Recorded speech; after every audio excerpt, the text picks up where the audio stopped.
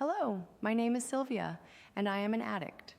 Today I'll be reading Just for Today on Feet of Clay, which you can find on page 263 of the Just for Today NA book.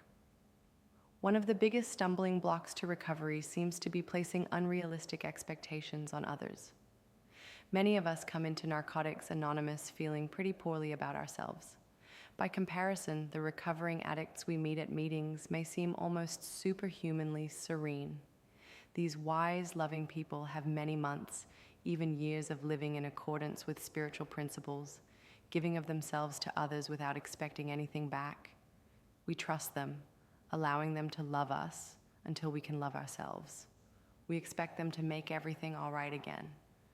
Then the glow of early recovery begins to fade, and we start to see the human side of our NA friends and sponsor. Perhaps a fellow member of our home group stands us up for a coffee date, or we see two old-timers bickering at a committee meeting, or we realize our sponsor has a defect of character or two. We're crushed, disillusioned. These recovering addicts aren't perfect after all. How can we possibly trust them anymore? Somewhere between the heroes of recovery and the lousy NA bums lies the truth. Our fellow addicts are neither completely bad nor completely good. After all, if they were perfect, they wouldn't need this program. Our friends and sponsor are ordinary recovering addicts, just like we are. We can relate to their ordinary recovery experience and use it in our own program. Just for today. My friends and my sponsor are human, just like me, and I trust their experience all the more for that. When I read this, I was able to relate right away. Because honestly, I've seen things in the rooms of NA that I didn't always agree with. At first, I became judgmental. I compared myself to others, and it made me lose trust in the program. Eventually, it even led me to relapse because I didn't want to go back to meetings. I remember looking at brothers and sisters who seemed like they were still getting high, and instead of listening to the message, I judged them. I focused on their flaws instead of their recovery. That choice cost me dearly.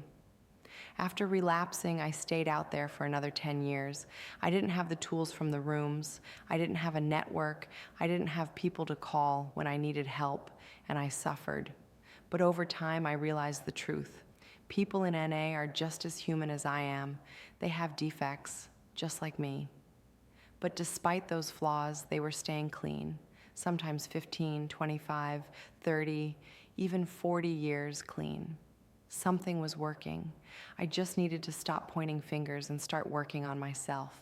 I had to take the cotton out of my ears and put it in my mouth. I had to listen. I had to accept that this is a we program, not an I program, because nothing in my active addiction was working. Eventually, I hit bottom again. I was beaten, broken, full of shame and guilt. I thank my higher power for letting me realize I needed help and that I needed people just like me, people in the rooms of NA. When I came back, I made a choice. No more judgment, no more comparing. I accepted that we're all going to have defects of character. That's why we work the steps. That's why we share our experiences. That's why we lean on each other. I'm tired of being sick and tired. I'm tired of being broken, and I refuse to let my past define my future. Today, I'm learning to be a better human being. I'm not perfect, but I'm working on being the best Sylvia I can be. And for today, that's enough.